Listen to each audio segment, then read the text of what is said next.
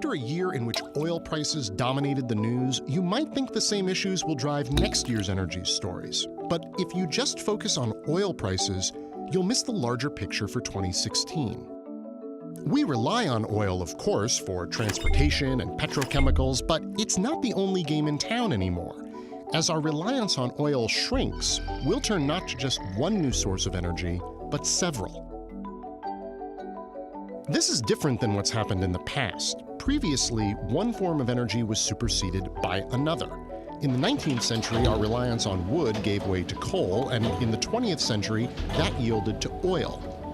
But in the 21st century, the next step won't be an orderly progression from one fuel to the next. It'll be a free-for-all. So, which source stands the best shot? Let's get the easy answer out of the way first. It isn't going to be coal. Although Japan and China will add coal plants this year, coal's share of U.S. electricity production has gone down 17% since 2005. Coal is just too dirty in the face of climate change. Nuclear energy isn't doing so hot these days either. Since Fukushima, several aging U.S. plants have been closed, and Germany, Japan, Taiwan, and other countries are planning to phase out nuclear energy altogether.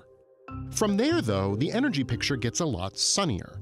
Natural gas is the big success story of the past few years, pouring out of U.S. fracking projects and undercutting coal as a cheap source of electricity.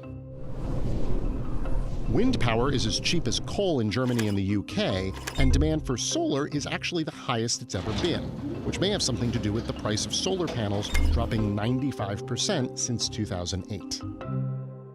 In spite of all this upheaval, oil is still king. It's our single largest power source, and that's not going to change in 2016. Between high U.S. output, Iran probably resuming its exports, and Saudi Arabia lowballing to maintain market share, oil prices are likely to stay low for a while, which means less incentive to find an alternative. But there's a funny thing about oil you may not have noticed. It doesn't really compete with the others directly. Oil mostly powers cars, ships, and planes, while the others mostly generate electricity. The wild card for oil in 2016 and beyond is how fast cars might start to run on electricity instead of gasoline or diesel.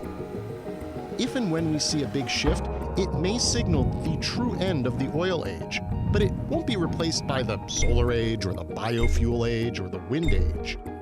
It'll be replaced by all of them.